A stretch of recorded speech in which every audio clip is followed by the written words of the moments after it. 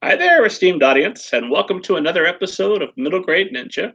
I'm Rob Kent, as you know, the author of Banneker Bones and the Giant Robot Bees, and its sequel, Banneker Bones and the Alligator People, currently working on an untitled third Banneker Bones adventure, so look forward to that.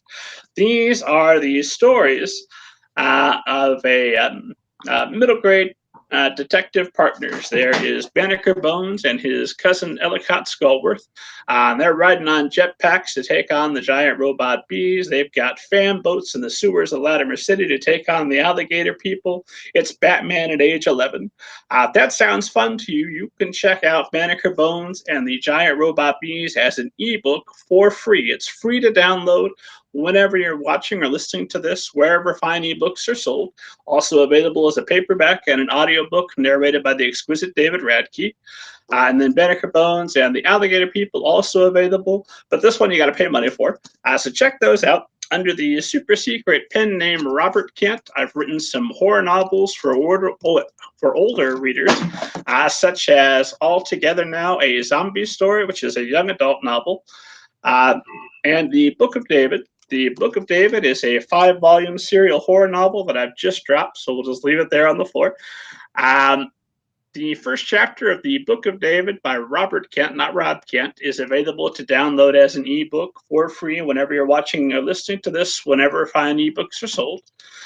Last week, those of you regular esteemed audience members may recall, I went on a brief political tirade.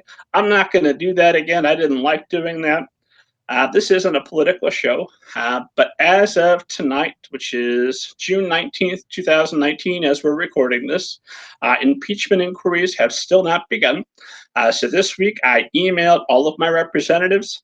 Real easy. It took me all of about 3 minutes. I typed up the message, then I copied and pasted the body of it and changed the heading for each of them. And then I also called and left messages for all of my representatives and Speaker Nancy Pelosi. Again, took me a little less than 10 minutes to do that. Pull up the numbers on my phone, copy and paste them right over to the dial. I was playing video games the whole time I did it. It was not a great hardship. If you're paying attention to the news, if you're frustrated, do something. Now is the time to take action. Reach out to your representatives. Let them know that it's important to you that impeachment proceedings begin and that we restore the rule of law here in our country. And then after that, I won't talk politics anymore, so we could just go back to just talking about books and authors and stuff that I enjoy. Speaking of which, make sure you tune in next week on the 25th, which I believe is Tuesday.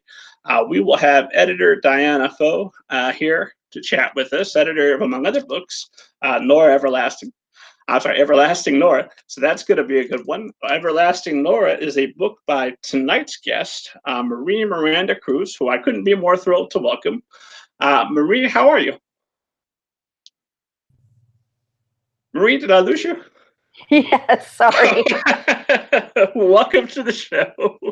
Hopefully the satellite that was blocking us has moved out of orbit again. How are you this evening?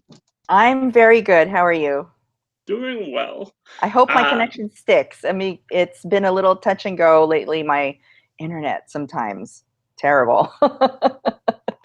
We are in the midst of a pretty nasty rainstorm here in Indiana. We lost power earlier, but hopefully that will not be the case. So hopefully we'll have a good connection. We'll be able to get through the whole show. I hope so if too. not, it's free. Whatever. So hopefully we'll be all right.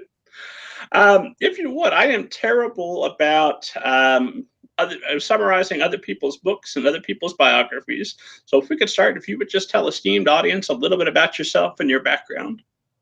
My name is Miranda Cruz, and I am the author of this little book here. This is Everlasting Nora. It came out in October of 2018. It's published by Starscape under Tor Books, which is a division of Macmillan.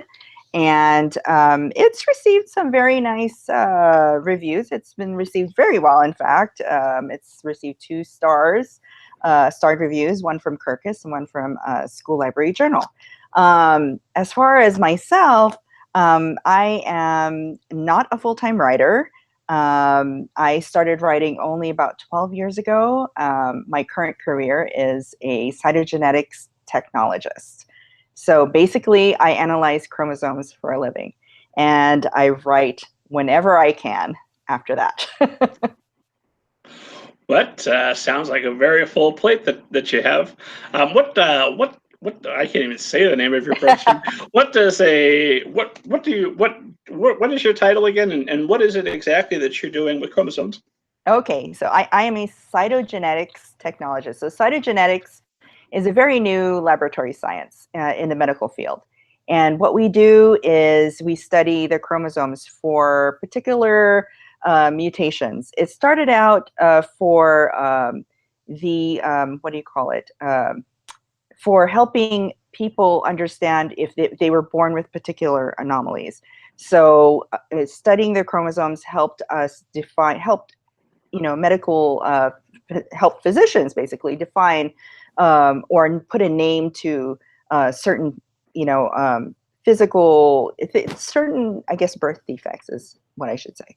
But the field that I work in is specifically for cancer. And so cancer cytogenetics came about in maybe around the 1970s, late 1970s, so it's very new science. And I think a scientist was looking at a blood sample from a leukemia patient, and they found a mutation. And so ever since that time, the science for this has just escalated and kept developing. So what I do is particularly in the lab that I work for, I work at a cancer center. And we study the chromosomes for leukemia patients. And we take a sample of their bone marrow, we grow it, we harvest the cells, and then we examine the chromosomes for particular, I keep saying mutations, for mutations. And over the years, and I've been in this industry, in this field for about 25 years. And it's from the time that I started to now, it's advanced leaps and bounds. And we've discovered so many mutations related to so many different cancers and diseases. And from that information, doctors and scientists have developed protocols for chemotherapy and treatments that have helped these patients live longer and more quality lives, better quality lives. Well, now I'm going to be torn because I was going to ask you when your next book was coming, and was hoping that it was going to come soon. But now I'm thinking, gosh, if we keep you writing, are we keeping you away from the very important work that you're also doing on the science side? Well, that's funny because as much as I would love to be a full-time writer, it's just not possible economically, for my family to do so. So I have to keep working. But I do love my job too, and I do care about what I do and how it impacts patient health. So it's kind of twofold, and I like being able to do both. So yeah, the book, obviously, day jobs take priority in my life currently because it is paying the bills. But it's like trying to squeeze my time. Luckily for me, I have children, but they're grown children, so I don't have to bus anybody to school or hound anybody for homework. So, I can actually take care of the writing things after work or before work. And have you always been able to use both the right side of your brain and the left side of your brain pretty much equally? Yeah, I think so. And I think it also kind of spills over a little bit to my creative side, my science side, because I am very, working in the science field, you're so regimented, you have to follow procedures, in order to, do this, you have to follow rules. And so when it comes to writing, I tend to be very structured. I have to know what I'm going to do next. And I always play around with like, plot formulas. So are you a very ardent plotter where the beginning, the middle, and the end before you get started at all? Or what is your process that way? I am very much a plotter. And I think it comes very much from working in the science field, working with, like I said, with protocols and procedures and rules. When it does spill over to how I, think about stories. And it's very funny because I'm a very strange writer. Most writers love to start with character. I actually begin with setting. Sometimes I see something or place, and it just inspires me, and I think about, ooh, what kind of stories would happen in a place like that, and my mind just starts going, and then I start thinking about, oh, a character and what would happen, and yeah, I actually do plan everything out. Just the basic plot, and then I go deeper and do scene by scene plotting as well. So how detailed are your scene by scene plots? I try not to get them too detailed because it almost seems like, I feel like I'm writing, the book already, or summarizing the whole thing. I go into too much detail. I try not to. I just tell myself, okay, action. What is the action, and what is my character supposed to feel, or what does she want in this scene? So I try to keep it brief, but I end up writing long pieces for my scene planning. But yeah. I'm trying very much to embrace a little bit more plotting, because Uh-huh. I've done just the hippie do as it comes to me, man, just as I feel it kind of writing, and then I end up writing myself into holes and have all kinds of trouble, and the revision is just such a nightmare that I've steadily embraced outlining at least as I go to come up with at least a few steps ahead, like playing a chess game. Yeah. I never want to write a full outline. Because the one time I did it, I never wrote the book. I already had a bang up outline. I knew how it ended. That's fine. Then let's move on to a new story that I don't know the ending of yet. But I love having these conversations because I always say there are as many different ways to write as there are writers.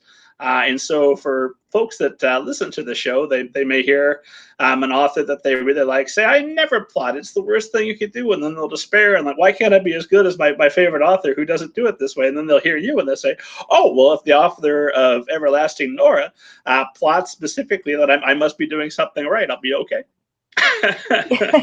Yeah, plotting is well, it's so nice. You always hear these discussions between pantsers, whether you're a pantser or a plotter. Actually, you can be both. You can be both because, at least for me, the way it works, I can plan things out, and I'll sit there and start writing that chapter or writing that scene, and things just start happening that I didn't anticipate.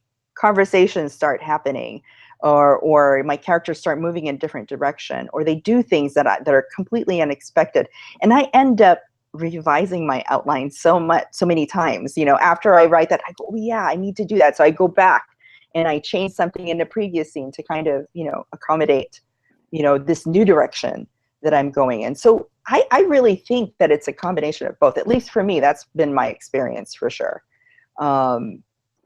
Because there's still discovery, even though you're outlining. There's still a measure, I think, a lot of discovery in writing.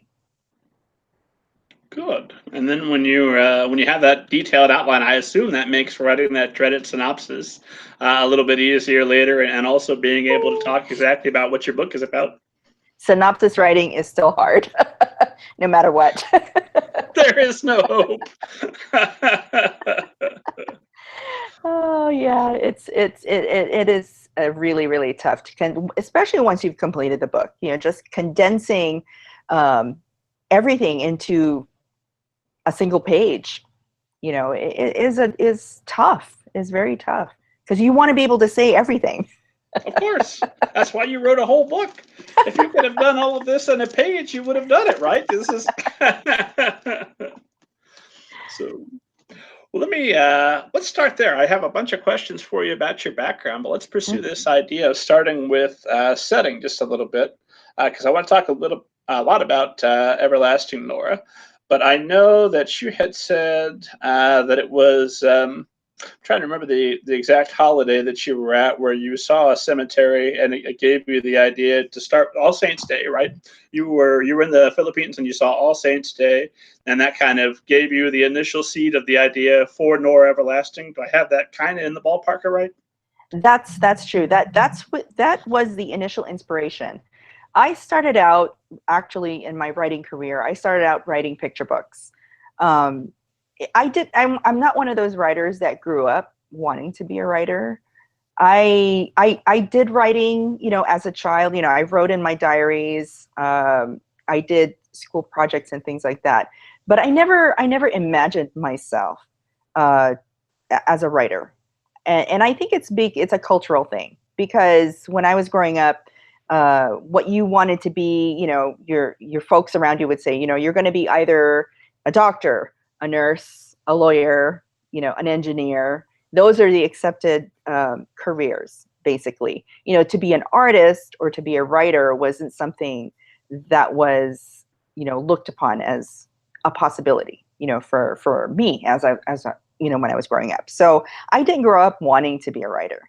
And when I was older and I had my kids and we were going to the bookstore, I was, looking at the shelves and shelves of books, and I saw these beautiful picture books of, I think one was written by Linda Sue Park, and it was gorgeous. And I thought, I don't see any books with Filipino children.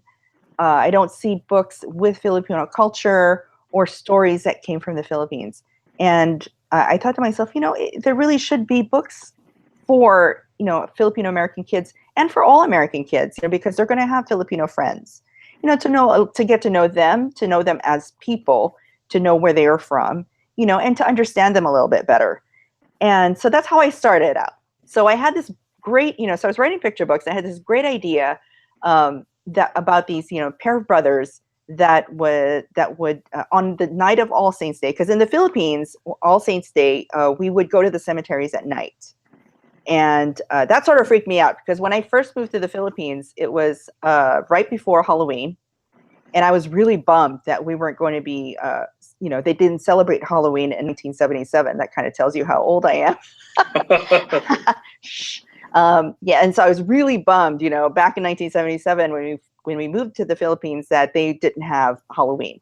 And my cousin said, "Oh, we're going to do something better. We're going to go to the cemetery." And I thought, why? And they said, "Oh, All Saints Day is when you go and you celebrate, your loved ones who had passed away. So we're going to go visit them in the cemetery." And I go, "Oh, okay." And I waited the whole day to go to the cemetery, and we didn't go. And then finally around 5 o'clock in the afternoon, they said, "Oh, let's go."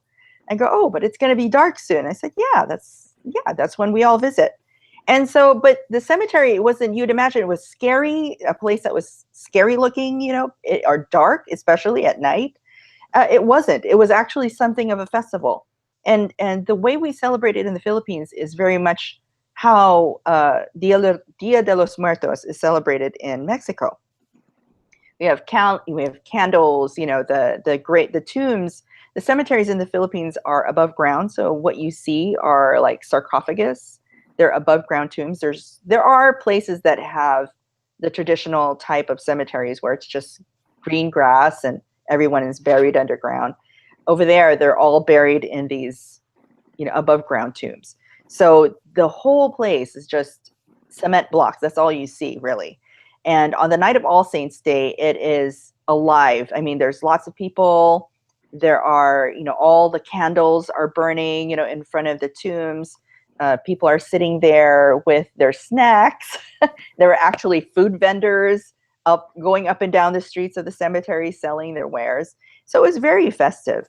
And one of the things that my cousins did while we were sitting there, my aunts and uncles would talk about, "Oh, this is your grandfather," and they would tell stories about our relatives. And some of the littler smaller kids, I should say, I can't say littler. Smaller I would have just gone with it. Sounded good to me. The smaller children would get bored listening to these stories. They don't want to hear those stories about old people. They would crouch in front of the burning candles and collect the melted wax that was dripping down the sides. And they would collect it and form it into balls. And so when I was writing picture books, I thought I wanted to kind of, to illustrate that experience for a child. And so I thought of this story about a pair of brothers who, they were collecting wax and making these wax balls, and one of them drops their wax ball and it rolls off, and it becomes like a portal into another place. So it's like a scarier place, and they meet this goblin. And so that story was in my head, and I did write that picture book. But later on down the road, I discovered that my picture books were way too long for the market, or for what editors thought was a good picture book story. So I thought, since I write such long picture book stories, maybe I should transition to writing longer pieces. And that's how I started writing novels. And I had that particular story in mind, when I was thinking about writing my first novel. And what I did was I started doing a little bit more research on Philippine cemeteries. And what happened was I came across a blog post by an American missionary who happened to come from Kentucky. I wish I could find that blog post. It's long since it's gone now. I don't know what happened to it. But this missionary, American missionary, wrote about his experiences in the Philippines. And in particular, he wrote about these orphan children that he found. He was working with some social workers, and they were encountering all these these orphan children who were living in the cemeteries. And he talked about one particular girl named Grace. And she was 11 years old, and she had been abandoned by her mother, and she begged in the streets to survive, basically. She had no one to take care of her. She would just find wherever place that was relatively safe to sleep in the cemetery. And that's how I discovered, and through that article, I discovered there was a squatter community that lived in the cemetery. They just lived inside mausoleums. Some of them built shanties over these old tomb. I don't know what they're called. We call them apartment tombs in the Philippines, because if you couldn't afford your own plot of land, you could buy a slot in this building. I think they have them in some places here in the States too. And you would be buried, in like this big rectangular building. And, they would have slots for tombs. And so in the Philippines, they call them apartment tombs. And so they built shanties over those too. And I was just fascinated. From then on, I just kept doing, the research just kept going. And I decided at that point, especially the story of Grace, to continue about Grace. This missionary, he was so touched by her predicament, because she would beg for money, but she wouldn't go near any grown-ups. And it was because, as she, like I said, she was abandoned by her mother, so she didn't have very much trust, for grown-ups. Plus, I think she might have been, he suspected, and the social workers suspected that she might have been abused as well. And so he was very disheartened for her and for all those children. So when he came back to the States, he raised money because he wanted to build an orphanage for those kids. And it took him about a year, and he went back to the Philippines, and he was successful. He raised enough money. He built the orphanage. He contacted those social workers that he worked with before, and he went looking for all these children. And he was looking for the little girl named Grace. But he was heartbroken to find out that I'm sorry, hold on. I don't know why my computer is doing this. Okay, sorry. I'm hanging on your every word. Please continue. No, because my computer winked out for some reason. I don't know why. It went to sleep. Why? I'm doing something. I don't know why it went to sleep. So anyway, he was heartbroken to find out that this little girl died. He went looking for her. He couldn't find her, and the social worker told him that she passed away, all alone in a charity hospital. And that story just stayed with me. And I thought about, children like her, what it must be like for her, especially her, who didn't have any family. Like I said, there's a squatter community in living in the cemetery, and some of the kids that live there live with their families. So they have their moms and dads, brothers and sisters. And although, life is not very comfortable, they don't have running water or bathrooms or things like that, but they had each other, so it wasn't so bad. Versus this girl didn't have anyone. And then I started to think about what it would be like to, for somebody new to come, to be newly homeless and to find themselves in a situation like that. And actually, that's what I just had decided already to write this story, inspired by Grace's experience. But I had to approach it in a way because I've never been homeless myself. So I had to approach the story as somebody who finds themselves newly homeless and what that would be like to lose everything, or to lose nearly everything, as Nora did, to lose her father and her home, and to have just her and her mother. What would that be like to have a total change? It's like your concept of home is one thing. What would happen when all of that changes? How would she react? So that's how Nora's story was born, pretty much.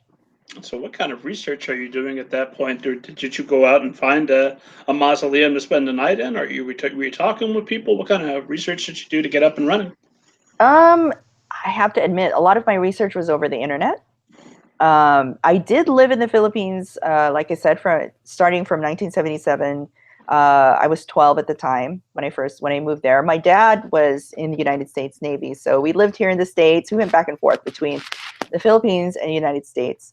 My dad retired from the Navy, and he decided that me and my brother and my sister needed to live in the Philippines for a while to get to, we had lots of relatives there. So he wanted us to get to know our grandparents and all our family there, and to kind of understand our culture. And I'm glad he did.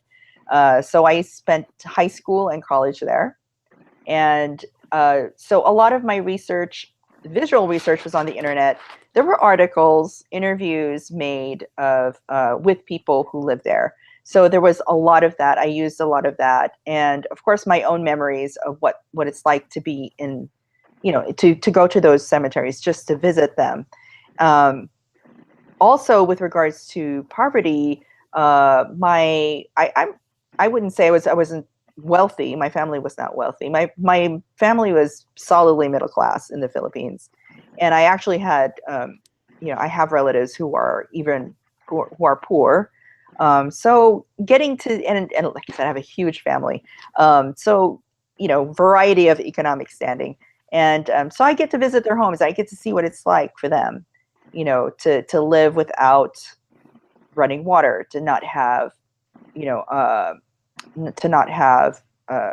a bathroom, basically, and to just live without the normal conveniences. You and I here in the States is very, very different. The way people live over there, it's super different. So I culled a lot from my own memories for this book, and the rest was internet research.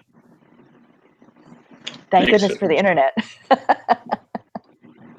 Let me ask you this: how does growing up in two distinctly different cultures like that, how does that inform your view of the world, especially when you're doing that at such a young age and impressionable? And then how does that inform your writing? Well, I think, living in two different places, and living, how do you say it? Because when I was a child growing up here, we had television, we had telephones. My dad had a car, and we went to the grocery store, went shopping, went to the toy store, that kind of thing. Went to McDonald's and Burger King, rode the yellow buses to school. When I moved to the Philippines, it was very different. We lived in my grandfather's house, and we sacrifice. I mean, you really sacrifice it. Your lifestyle changes.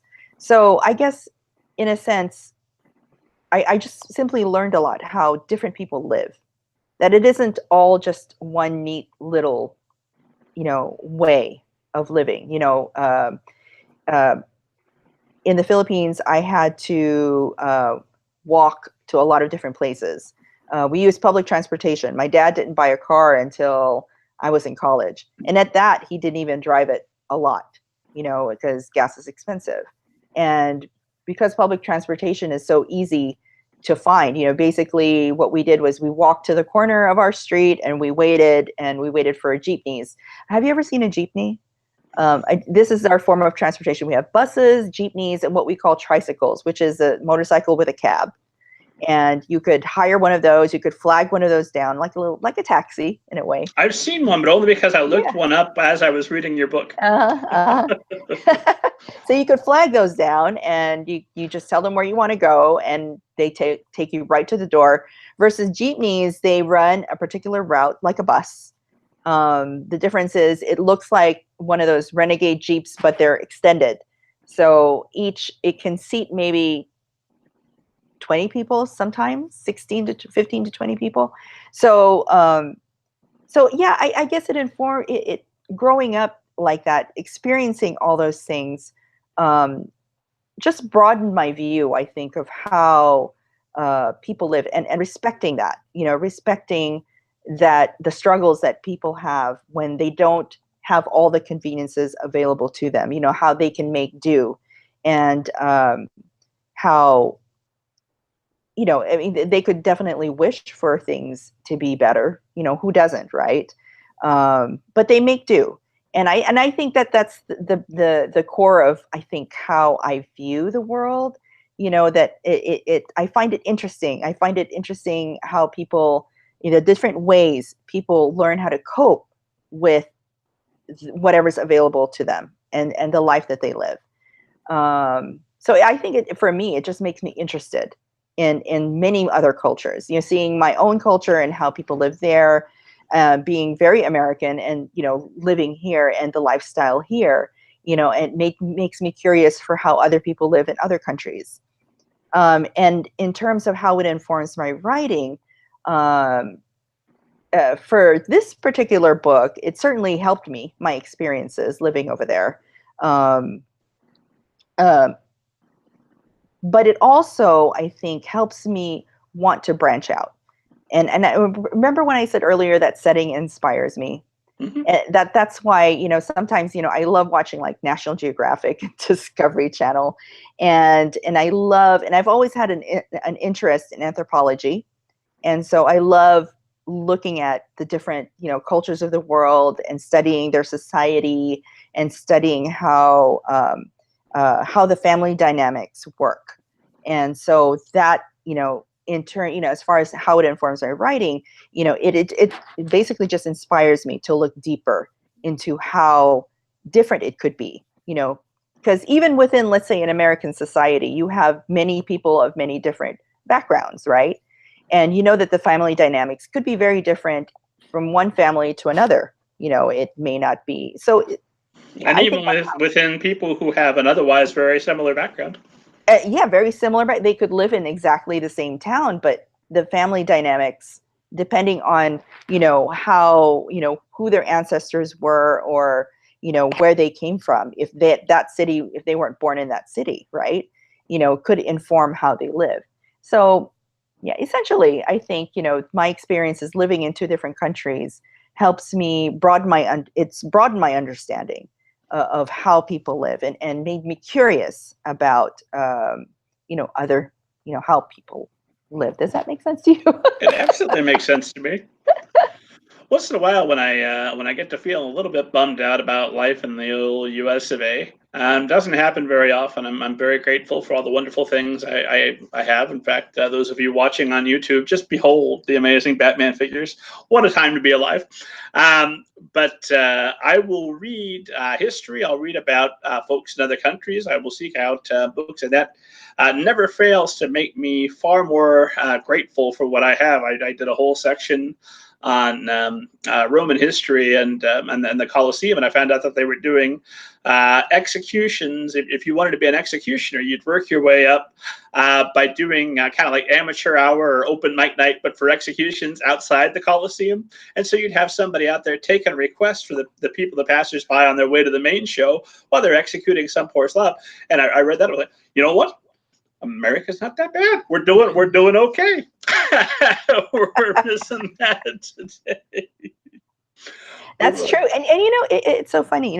America is wonderful in a sense where you what I find fascinating is, when you look at it and you look at all the different accents and all the different regions, there's a reason why people have these different accents. It's because of, the immigrant population that, a couple hundred years ago, the people that came to live there, whether they're from Ireland or from Denmark or wherever, and they settled in those particular states. I find that so fascinating, I know you can see that even right here in Indiana, where we're flat and boring and have a lot of corn. Also, the third largest tech sector in the country, but a lot of corn. And you can go from one town to another, and you can very much still see the distinct differences in those towns, depending on what the background was of the people that that founded the town originally. Yes. So interesting. What's a couple questions for you about your background, and then I'm going to talk a little bit more about Everlasting Nora. But I did want to ask you how it is that you came up, you wound up in Los Angeles, of all places.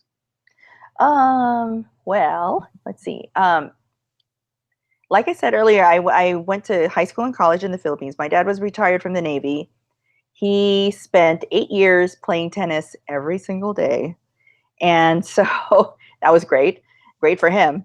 But I left the Philippines and came back to the States in 1985 because I don't know if you recall that part of, well, maybe not too many people would be familiar with that part of history, but Philippine history, particularly the political side of it. Ninoy Aquino arrived, I think, in the Philippines maybe a year before I left, and he was assassinated.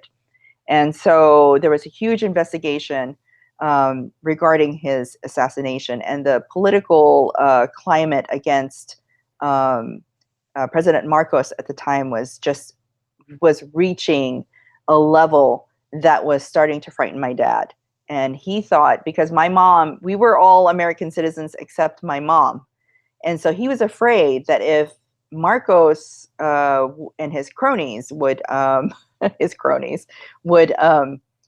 decide to declare martial law again, my mom would be stuck in the Philippines. And so he decided we should all come back before things get heated up, before things get, bad, and I think they were starting to have marches and riots in Manila at the time. So he decided, okay, pack up everyone and let's go back to the States. And it was his promise to me anyway, that he would, that I would come back here once I finished college. So when we came back to the States, we lived in San Diego for a bit, and I had a degree in biology. I was supposed to be a pre-med student, but I decided I did not want to go to medical school. I didn't think medicine was my gig. But I just finished my biology degree, and when I came back to the States, I couldn't find a job related to biology. And so I decided, okay, I would just find whatever job. And later on, believe it or not, I worked as an insurance claims processor. I also worked as a receptionist at one point. And then I decided, you know what, I want to try something new. So I studied computer programming, and I became a computer programmer. And that's how I landed in LA. I found a job as a computer. I started programming for a company called, I don't know if they're still in existence. They're called Computer Sciences Corporation.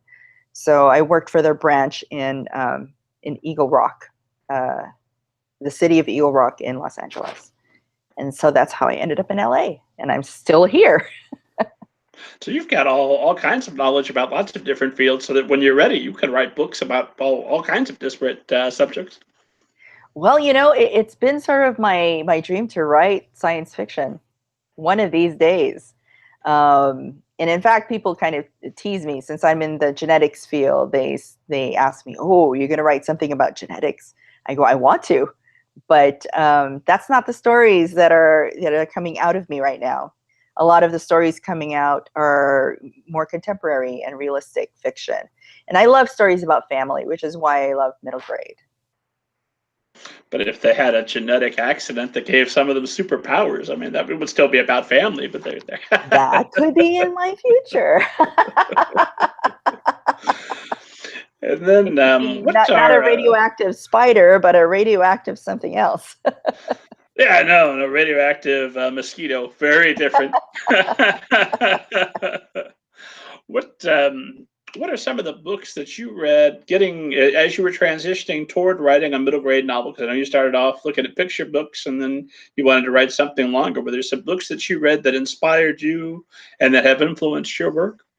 Well, when I started thinking about writing middle grade novels, I went to the library and I started checking out all these Newbery Newbery books, winning books, and some of my favorite ones were by Sharon Creech, Sure. uh, and also Kate Dicamillo. And those Kate Dicamillo is my particular favorite. I think I love her books, and it's so beautifully written. And I also love Lois Lowry. I've read a few of her books. She's a huge inspiration to me too. So I would say, see, I'm really bad with titles. It's been a while. Um, what is that? Oh, Because of Winn-Dixie. It was that particular book by Sharon Creech that I particularly loved and what particularly inspired me. Also, Millicent Min, Girl Genius by Lisa Yee. And in fact, it Absolutely. was Lisa Yee. It was at an SEBWI conference that I went to, and I heard her speak. And it was because of her primarily that I thought, you know what, I should write novels. Because she said in her speech, she says, you should, you need to have the courage to say that you are an author. Just say it. I want to be an author. She says it's very scary, but once you say it, it'll stay with you. And I did, and I thought, yeah, that's what I want to do. That was 12 years ago. Lisa E has written the finest Batgirl novel I have ever read. Oh, She's yeah. written many other wonderful things, but Uh-huh. I want to give props to the Superhero High books. Their Batgirl book is outstanding. She's wonderful. She's wonderful. She continues to be so inspiring. Whenever I hear her speak or talk to her, she's just wonderful. And what did your affiliation with the Society of Children's Book Writers and Illustrators do for you? What does it continue to do for you? What has been the benefit of joining that organization? Oh, I loved it. I mean, I think I see SEBWI as basically, first of all, it was a place to learn when I was first starting to write. It's certainly, I understand that sometimes it's a huge investment to go to the main conferences. They have the big conference in New York and the one here in LA.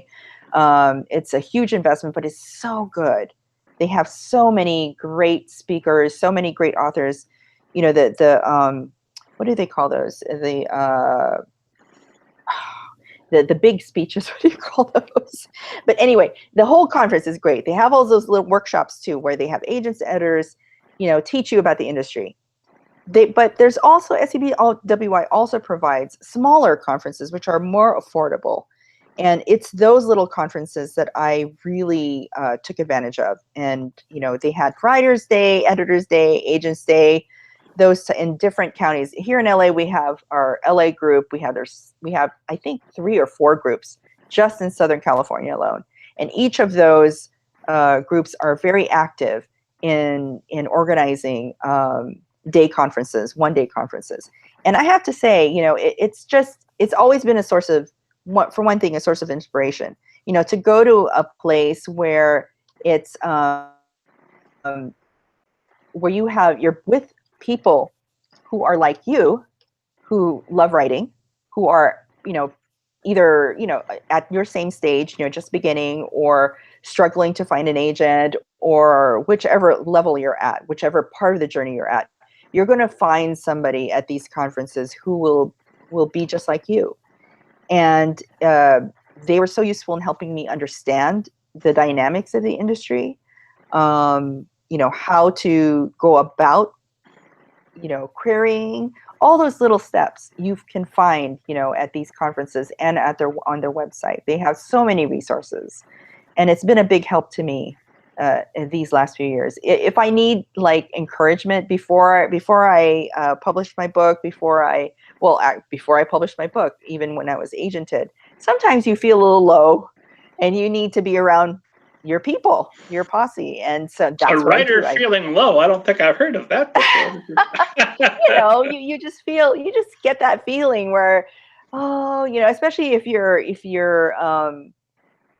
well, especially before I signed with an agent, it was just so tough, the query process. And every time you get a rejection, you feel like, depressed. Not depressed. You just feel despondent, and sometimes you just feel very sad, and you could be on the brink of saying, you know what, maybe this isn't for me.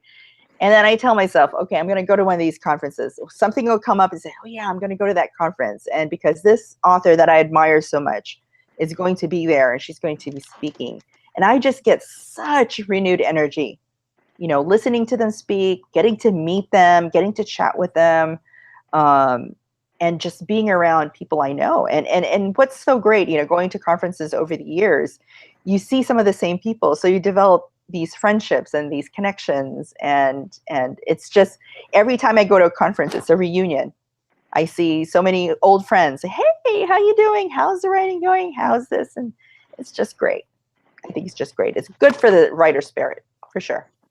Well, take us, if you don't mind, take us through your journey, because Everlasting Nora, that's your first book that's come out this year, and it's 12 years ago that you're really committing and saying, I'm going to write books for children. What was that overall journey from kind of start to finish? Well, like I said earlier, I started with picture books, and then I started writing novels, and it was really tough. I mean, when I spent a year basically writing Everlasting Nora. Back then it had a different title. And so I went to I think I went to a writer's day when I saw Lisa Yee speak. It was around April. I forgot what year. And then later that year, I started writing, and I had written maybe 3, 4, or 5 chapters, and I went to a writer's retreat in September. And I had such great feedback for those pieces, because it was like a critique group setting. You went to a retreat, and you would sit with people, and you had an established author lead the group, and it was just so great. I had such a great experience. Everyone is so encouraging. So I finished the book later that year, and I decided to get a critique group. And so I got into a critique group. I spent maybe a couple of years with one critique group, and then a second one, because my first critique group dissolved after a year and a half. And so I met up with another critique partner who is still currently my partner, which is great. I've been with her for 10 years. And so we worked on Everlasting Nora for a while. Then I went out and started querying it. It was tough getting into the trenches, because it sparked interest, but at first, I think this was probably 2009, 2010, when there wasn't a lot of diversity on the market. I mean, there was some. I mean, of course, because Lisa Yee published Millicent Men, right? So there was some, but not nearly enough, lot. Though. Yeah, and I think this story, the first version of the story was a little bit more realistic. I mean, this is realistic, but there were some elements there that made it, I think, a little bit more YA than middle grade, because I added some elements there some elements of danger, and certain, there was a little bit more on drug addiction and things like that in the first version, and the dangers to young girls in places like that. And so I think, agents would read it, they would be so very interested and say, we've never read anything like this before. But the trouble was, they didn't know if there would be a market for it. And I thought to myself, what? How can there not be a market for this? I mean, Filipino Americans have been here, Filipinos have lived here in America for over 100 years. And so it can't be that. And so I think it's just, maybe they weren't sure. And so I shopped that around with agents for a while. and for maybe about 2 years. And then I sort of gave up on it, and I decided, you know what, I'm going to write YA. So I wrote a YA book, and that's actually how I got my agent. So I spent a couple of years drafting, revising my YA book. I still queried my middle grade novel, Everlasting Nora, but I, just kind of riding the waves of those, getting rejected. Every time I received a rejection, I queried maybe 5 more agents and just kept sending out queries. And then when I was ready with my YA, I started sending that out. And like I said, after a year, I signed with Paula Meunier of Top Notch Literary Agency. And did you come to her just through a query, or did you meet her at a conference? No, just through query. Yeah, I Query Tracker at the time was my friend. Sure. It's a website called Query Tracker. And I also did a lot of research. There's a blog, I think, with Writer's Digest, where they introduce a lot of new agents. And so I usually kept tabs on that. And luckily for me, Paul was still looking for clients. She was looking for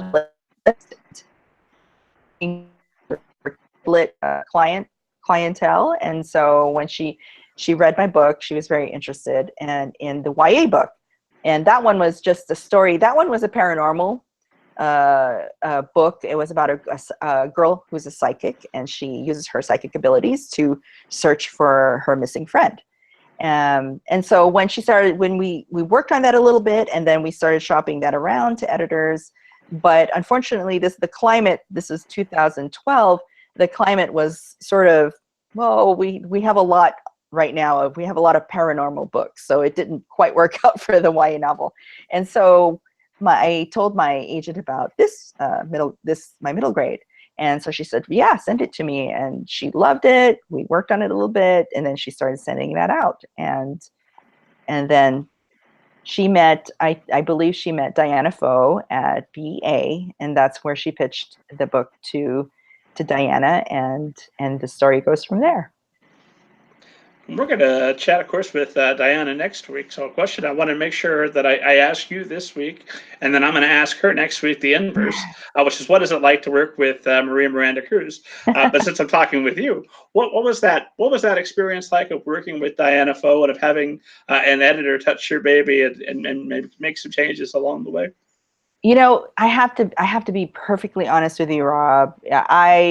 For as long as I've been dreaming about becoming a published author, once I was always a little bit terrified of the process of once the book is acquired, and when the editor gives me her notes.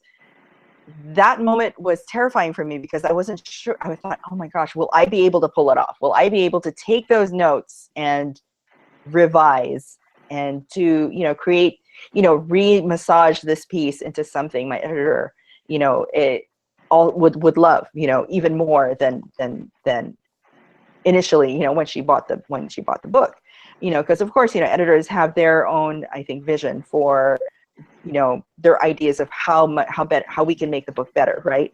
And so I had such anxieties over that. But when I spoke to Diana, we met on a Skype visit, because of course she's in New York, I'm in California. So before we started the process, we talked over Skype, and just to chat and get to know each other, and that was nice and made me feel a lot more comfortable. And Diana's notes, though, she was great. She was wonderful to work with. She responded to questions I had very, promptly. She clarified things for me when I was confused. And in general, it was just a really, really pleasant experience. She gave me enough time to work on my first round of revisions, so that was wonderful. And then each time she came back, we did maybe, I think, 3 rounds altogether of revisions. Each round was just a little bit smaller than the first, so that was great. But yeah, she was great. She made the experience so good for me, I have to say.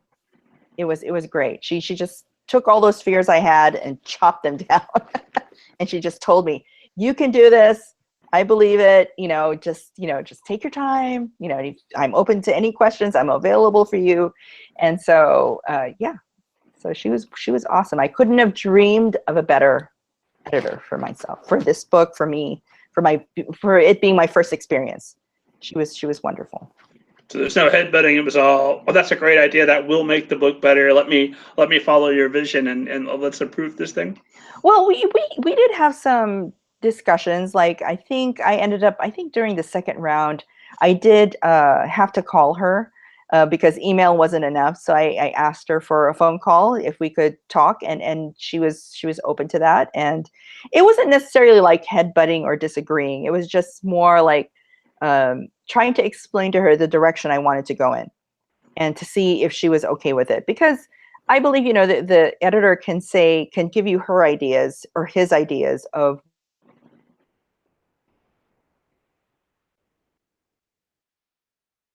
Maria, have I lost you? Oh, I think the satellite must have moved and blocked us again. You seem to be frozen. Well, we'll give it a moment here, and then maybe we'll do a live reading while the tech starts to cooperate. Yeah.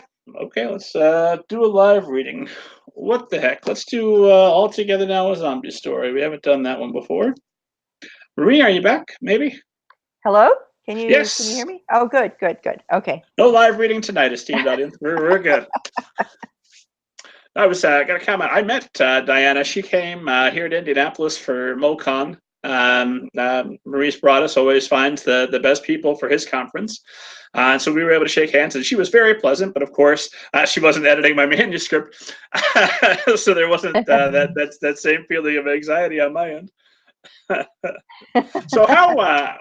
What's the time frame from when Diana says yes, let's do this, and you get a contract hammered out to when your book is on shelves? How long did all that take?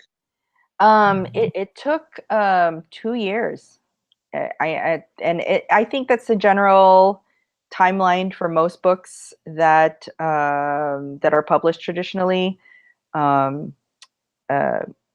Yeah, it takes an average among at least lots of other authors I know. It takes about that long from the yes to some. The time to signing the contract, I think, varies depending on the house. But generally, from the time that you say yes, the contract goes down to the actual book on the shelf. For me, it was 2 years and 3 months. You counted down the every last day. Yeah, everlasting. It is. It sounds really long, doesn't it? I mean, it does. The revision process for me took. It was from August to, I think, April of the next year. So how many months is that? 6 months. I think September, October, November, December. Yeah, about 6 to 7, 7 or 8 months, maybe 7 months, let's say, until they accepted the final manuscript. That means all the revisions are done, all the developmental edits are finished, and they accept the manuscript as complete. And then from after that, it's a whole year and a half for copy edits, for all the little things that have to happen, the how do you say it, the first pass pages. That means, I think they have it all typeset, so to speak, through their computer programs, and they send that to you, and you get to review. So you get to basically read your book a couple of times over after the completed manuscript is accepted, and which is a good thing, because then you catch all the little errors that maybe you didn't catch the first time. Or you get to correct things, or answer the copy editor's questions about why is this the way it is, that kind of thing. So all the technical stuff happens after that, the development of the cover, art, so that's exciting. Once that comes down, that, I don't know, I got goosebumps the first time I saw this cover. It was just so beautiful. The artist who created this is Adam Doyle. He was the artist who did Maggie Stiefvater's Scorpion Races Okay, book sure. covers. I think it was Scorpion Races. Yeah. So yeah, he's awesome, and I just loved that what he created. So yeah, all that exciting stuff happens, and then of course, before the year, my debut year, so a few months before that, then we start doing a lot of the promotional things that happen with the book or for the book, like the cover reveals, any guest blog posts, guest bloggers who want to interview me, that kind of stuff that happened a few months before the release date. So it gets busy. It gets busy a few months before and a few months after. What marketing so far have you found to be most effective and useful for you? Um, I did. I don't know. I read up a lot of things on what an author could do to do a lot of marketing for their own books, but because I had a day job, it was very difficult to do that, so to speak. So the only thing I could do was to create awareness, especially for teachers. And so I was on Twitter. I tried to be a little bit more active, and it helped a lot to have a debut group. So a bunch of us, formed this group, and we called ourselves the Electric 18s. So we were all coming out with our first book in 2018, and it was very nice because we got, not only did we make new friends, but we were there also to help each other in just shouting out each other's books as they come out, and showing support that way on Twitter, on Instagram, and on Facebook.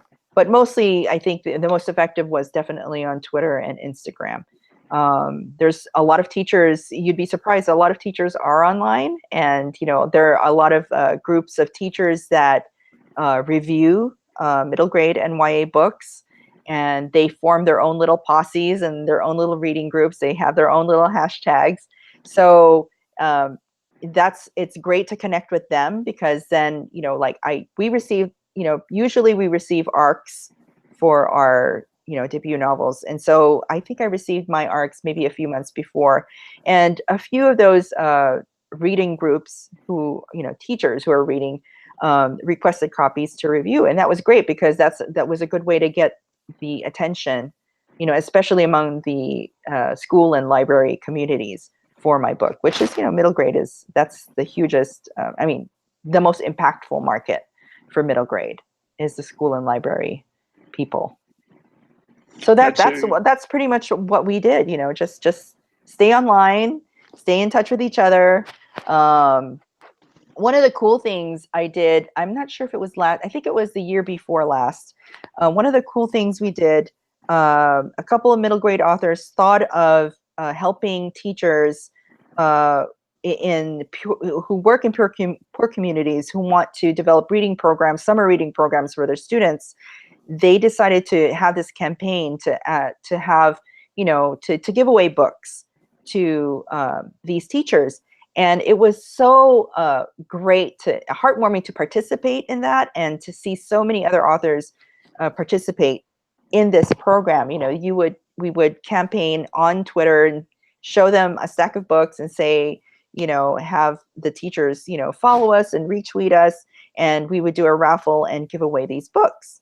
So it was a good way to get attention, to help out teachers and provide books for their students, especially the schools that couldn't provide books for their kids, and for the kids who couldn't afford to buy books on their own.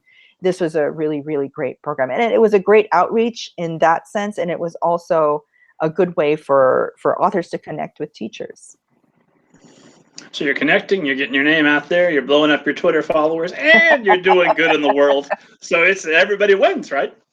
Yeah, it was great. The purpose of it was mostly for the kids, but I think it's just great to hear teachers, they're so happy when they receive these books. They're so happy for them, for the students, and so very grateful. And I feel like you're doing something good, because we want people to we want to encourage kids to keep reading, because reading is so wonderful.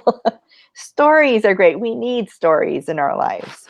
This is what makes us human beings, the stories, and how we, our lives are stories, and how we can, it helps us understand and ready us for what to expect. It opens up your imagination to what could be out in the world.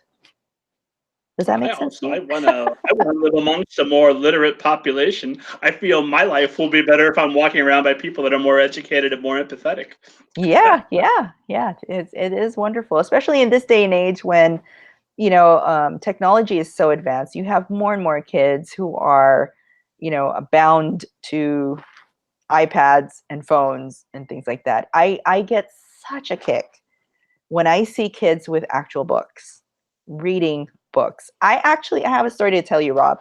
Sure. I had this great experience. My publisher was so wonderful and gracious, and they sent me on a book tour. And the end of my book tour was in Houston, and I went to a middle grade book festival, and it was geared specifically for middle schoolers. And what they did was, Blue Willow Books was the host of this festival. They provided all the books that were sold at this festival, and there was just a bunch of middle grade authors. We came, we did panels, and they had presentations, and the students got to line up at the end of the day and get their books signed. And I saw children, and these are middle school kids, with stacks of books going from author line to author line, getting their book signed. I mean, it was so great. It was so great to see, so many kids still so enthusiastic about reading. Yeah, I love it. There's hope for the future. Yeah, I would say there are more literate people on the planet than there ever have been in all of history. Unfortunately, there are also far more options vying for their time than there maybe have ever been in all of history. So, Mm-hmm. 6 of one, half a dozen the other. Yeah. And I think it's a good balance. I think, technology is needed, of course, for our daily living, but it's also good to have the stories, also to have the books. Let me let's talk a little bit about Everlasting Nora. So obviously, my first question to you is Maria Miranda Cruz. Have you ever seen a flying saucer, and do you believe in them? I have never seen a flying saucer, but I would love to see one. I don't know if I could say, I don't know if saying I believe in them is quite the statement. I want to say I want to believe in them, and I would welcome the possibility of seeing one. Yeah, I will be looking. I look at the skies, and I have to say that not growing up, but when I was reading a lot of books in my 20s, and a lot of them were science fiction and fantasy novels. So I would love to see a flying saucer. It'll be great. And as soon as we can find an author from another planet, by God, we'll get him on this show. I promise. I want to talk to him. Well, let me ask you, what's been your favorite reader reaction so far to Everlasting Nora? Um, I would say my most favorite so far. I received a letter from a teacher in Canada who was writing to me on behalf of her class. Apparently, they read Everlasting Nora together. They studied it, and she said that her students really really enjoyed it. They said that they think it could be a movie, and they Sure. wanted to know if there was going to be a sequel. Well, is there going to be a sequel? Well, I have a sequel in mind, but we'll see. I initially wanted it to be a standalone book, but I did have an idea for what would happen to Nora afterwards. I have been receiving some in-person queries from children who've read the book, and from some adults who say, "Hey, so what happened to Nora after that?" And I said, "Well, yeah, I have an idea of what did happen to Nora, so we'll see." That's a project in the future.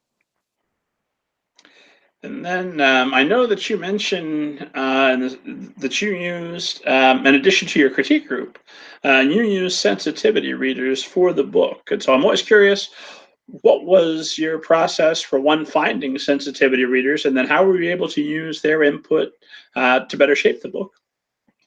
Um, my Diana was actually the one who initiated the process of finding a sensitivity reader. She asked me for suggestions. Um, I didn't have anybody in mind particularly. Actually I did. I had a librarian who is Filipino American, who I suggested could read the book, and then Diana herself had somebody in mind in New York City who was willing to give feedback. So we had feedback from both those sides. So in terms of after that, I think Diana wanted to have a sensitivity reader from the Philippines. She wanted to make sure that Filipinos in the Philippines, that this story would read true to them. And I had to admit that, you know, it had been over almost 30 years since I last lived in the Philippines. So I had to admit even to myself that maybe my own memories might be a little faulty. So I agreed. And I did know somebody in the Philippines who, she was actually my classmate in high school, and she works in the movie and music industry in the Philippines. So I knew that she had a very good understanding of what a DNR is. Sure. Yeah. Is that the right term for that document? Or am I thinking of, no, it's not DNR. That's It's do not resuscitate. It's do not talk about what you read, right? I don't know what the I'm official giving you a term is. medical term. Non-disclosure agreement was what I There was we looking for. go. That's the one. It's anyway. Sorry about that. That was a slip there. No, by all means, if the manuscript goes into cardiac arrest, by God, resuscitate it. Just don't tell anybody about it afterwards. That's hilarious. So yeah, so she NDR, had a non-disclosure agreement. Oh my God. non-disclosure agreement. So she had an understanding of what, you know, intellectual property is, since she works in the music industry. So I asked her to read it for me, and she gave me some really great feedback and lots of good reassurances that, you know, it read true to her, culture wise, the people, how I drew the characters. She gave it the stamp of approval, so that was really great. She had some good tips though, that I had to change a few things, like cell phone use. I left the Philippines in the 80s, so back then there were no cell phones. So I had to kind of drop that in there. I go, oh yeah, there would be cell phones. Even among some of the poor folks there, they still have cell phones. So yeah, so I had to kind Unfortunately, I of don't think insert there's that. hardly any place you can go on Earth anymore where there wouldn't be somebody with a phone. Exactly, with a cell phone. So yeah, so that was an eye opener.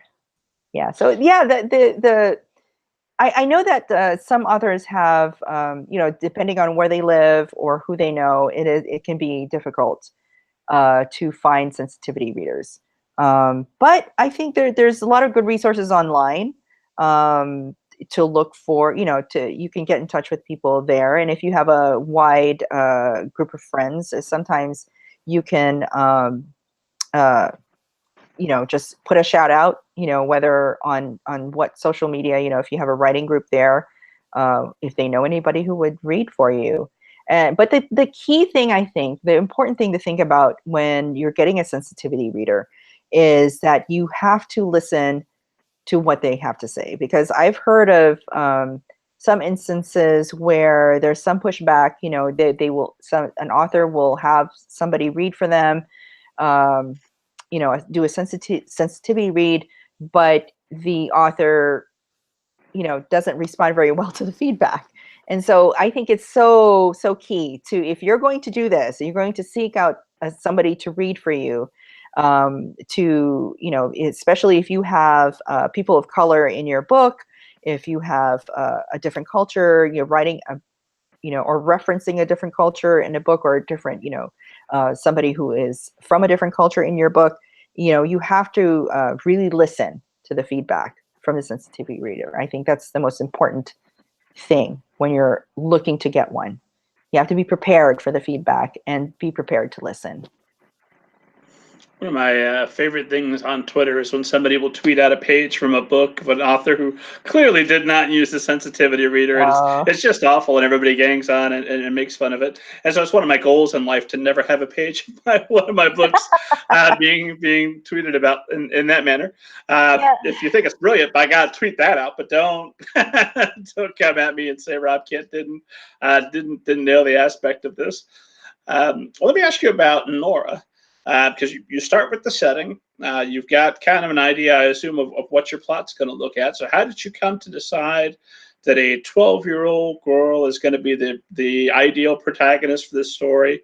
And how did you come to discover Nora? Was it as you were writing? Did you come up with her first and then start writing? In a way, I did. I did come up with her first when I. Well, the setting came into it for sure. The Manila North Cemetery with the squatter community. I would say that blog post about that girl Grace was the real push to creating the character. And so I did sort of model Nora after what I thought Grace, or who I thought Grace was. And so that's where I started out. And basically just coming from that point of view, hold on, my computer did that thing again where it went to sleep, the screen. I don't know why it keeps doing that. So I need to wiggle my mouse a little every now and then. So yeah, I think she was the inspiration for Nora. And the decision to make her 12 years old, I think, came naturally because of that blog post about that little girl, Grace. Because I think Grace was about 11 or 12 years old when the missionary wrote that blog post about her. So I think it just fell naturally into that, because she was the inspiration for it and she was that age. I decided that Nora would also be that age. There is a lot of talk throughout the book about money. There's depictions of the wealthier people versus the who we're spending our largest amount of time with, which is the poorer people, and a lot of talk about debts. There's, without spoiling, a major character with a gambling issue. What is it that you're hoping that your readers will take away from that discussion of economics within the book? Is there something specific that you want to say, or is it just that happens to be in the story? Well, I don't know that there was. I don't think I was. I didn't write it to send any particular message necessarily. But what I wanted was to present the realities of life there, especially for these poor folks. Also to sort of expose people to, what the dynamics of classism, in the Philippines too, to help people understand maybe why Filipinos are so driven, especially if you meet Filipinos here in the States, especially the ones who have immigrated directly from the Philippines, or from any other country, you find that these immigrants are so driven to do well, to make money, to better their lives, but mostly the purpose of writing about that was just to present the realities of life there, what I experienced and what my characters experience.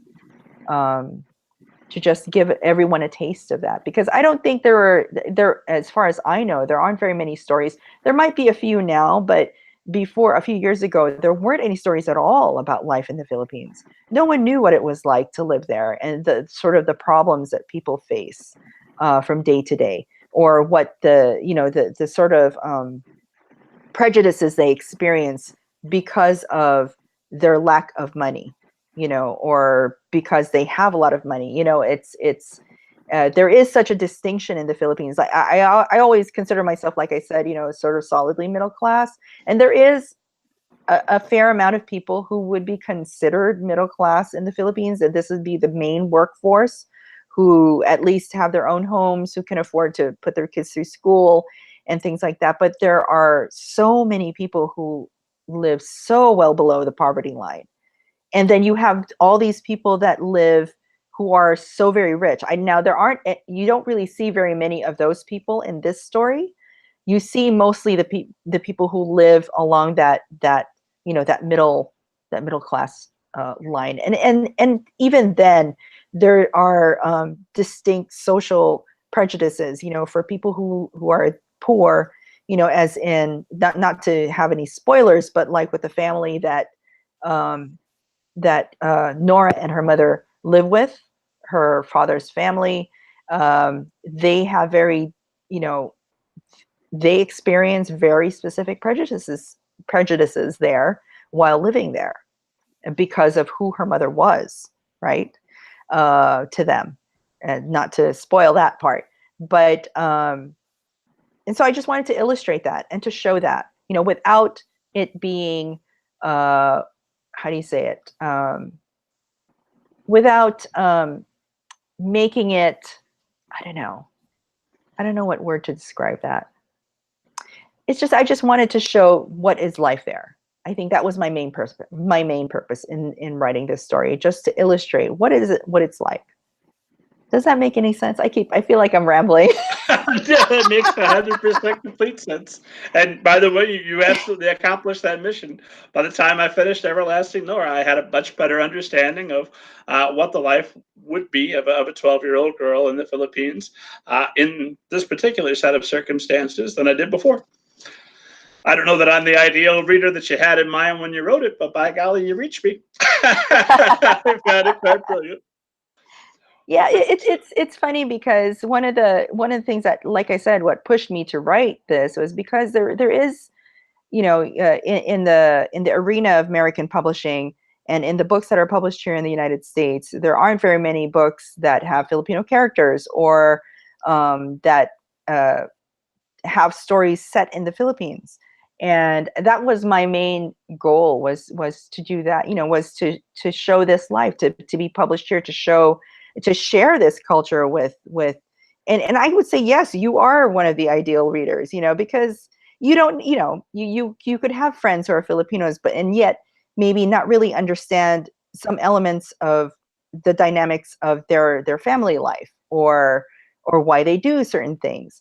um, I think most Americans, when it comes to Filipinos, they're mostly familiar with the food that we eat, or the fact that most women, Filipino American women, are nurses, which is not exactly true, but it seems that way, So it just to get, sort of to break down those stereotypes, to show, what is true about Filipino culture. And also, I think one of the things, like thematically, community was a big theme in my book. And that's something that is a Filipino, I would say, I wanted to show that Filipino quality, or I say Filipino characteristic that is so distinctive in my culture. And it's called bayanihan. That's the Tagalog word for it. And bayanihan means community. It means helping each other out. And this is what, how Filipinos are, even here in the States.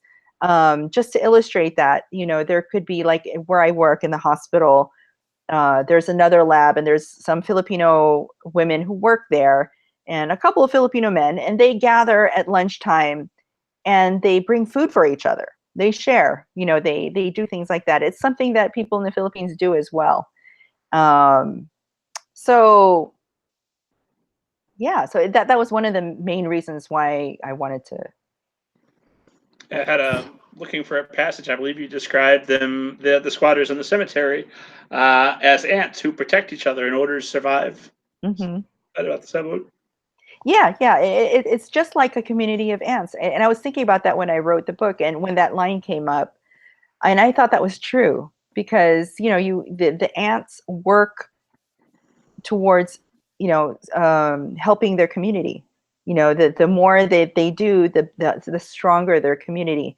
And I sort of, what happens in NORA sort of, I base that on my own life when I was growing up there, when I was going to high school. We lived in a compound that belonged to my grandfather. And so there were 4 houses there.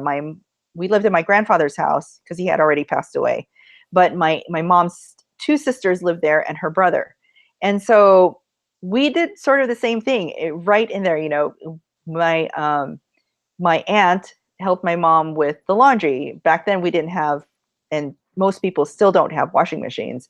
And so my aunt helped my mom with the laundry, and in turn my mom would cook food and she would give her some of the food. So it was kind of that give and take sort of dynamic that happened within my own family, that I based the community that Nora lived in. That's what I thought of when I was writing about the community, because it's very true. That's what people do over there. They help each other out. They could trade services or items for something. If they didn't have money, they would do that. They'll build something for you or clean for you, and then you could give them something in turn. Or if you needed something from them, you could do something, perform a task for them, and then they would exchange it with something, either in kind or another service.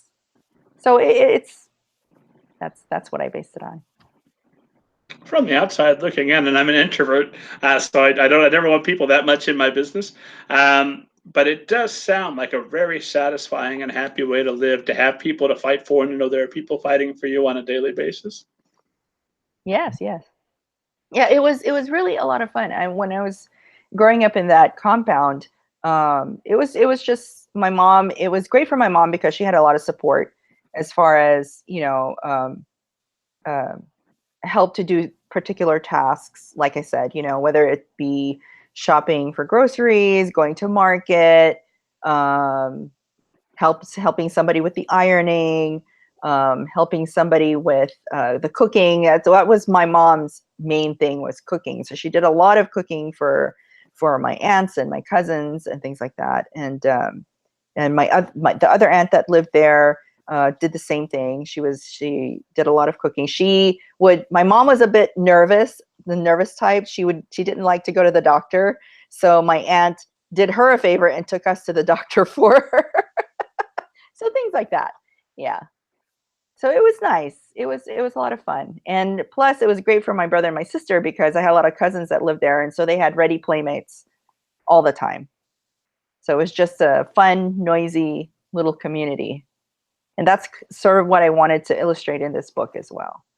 That kids, no matter what their circumstances are, they can find joy in the simplest things in life. Just being able to play with other kids, to, have fun, go out and buy, little snacks or candies from the stores. Because in the Philippines, they have what we call sari-sari stores. And these are like little independent shops that pop up in neighborhoods. And you could buy anything from soda to ice, like popsicles. You can buy candy. You can buy anything pretty much. They sell it there. And so it was a lot of fun for little kids, especially my cousins and my brother and sister. They would play games all afternoon and then go out and buy food and bring it back and just have fun. Marie, I know we're running right here to the end of our time together, so I better sum up all the questions I have for you with just one more question. And that is, if there was one piece of advice you could go back 12 years or however long ago back you want to go and tell you as you were starting out to write, if there was one piece of advice you think that might have made that writing journey easier for you, what would that piece of advice be? That's a tough question. That's a really tough question because the writing journey is hard no matter how you look at it. And I think I think maybe the best piece of advice that I No. Well, I don't know.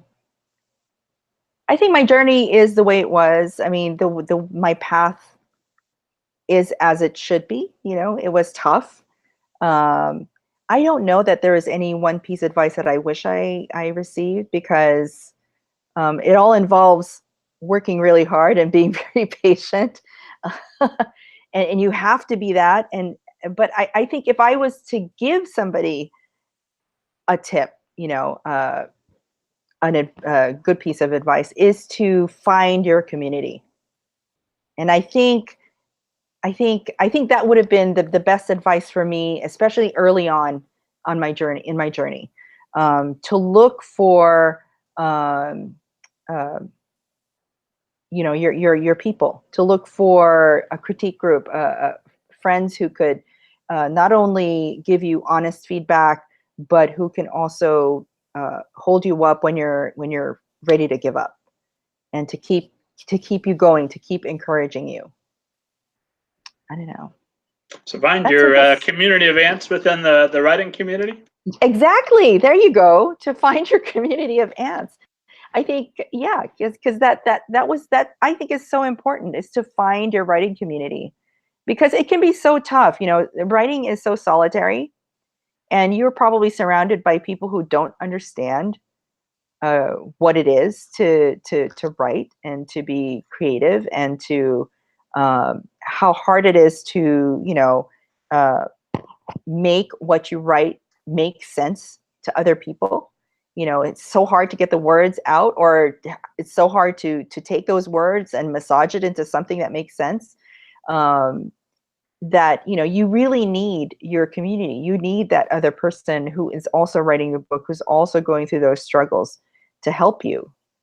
So I think that would be one of I think the most important piece of advice that I wish I had earlier on, was to find my writing community, and to invest in being with them and being around them, which means going to conferences, making networking, and doing that kind of thing. Yeah, I think it's very important for this journey. It helps you keep going. It's blood for a writer. That's what I Take, feel, at least. take that back in time along with some stock tips and give that to young you. You'll be doing all right. Well, Maria, where can esteemed audience find you online? Where can they learn more about you? I have a website. It is www.cruzewrites.com. I am on Twitter as well. Cruz Writes is my handle, and you can find me on Instagram as Mariv, under Marie Cruz. So yeah, that's where you can find me. And I, of course, am at middlegradeninja.com. Log in. You can read interviews with hundreds of different literary agents, authors, other publishing professionals. And I hear what you're saying, esteemed audience. Read? No, no. Well, don't worry. We got a whole back catalog of fine podcast episodes for you as well. So make sure you check out all the previous guests. Make sure you come back here on the 25th. We'll be chatting with editor Diana Pho. And then after the 4th of July holiday celebration, we're going to be right back in action with several wonderful middle grade authors and publishing professionals then as well. And again, every day until impeachment inquiries begin, reach out to your representatives, send emails, send phone calls, fight like the country is at stake, because by God it is. Marie, I have been asking our guests to sign us off with a very particular ninja-like sign-off phrase. And that sign-off phrase is hiya and what have you. Will you sign us off? It was great being here, Rob. It was great talking to you and have this chance to chat. So I will sign us off with a hiya and what have you.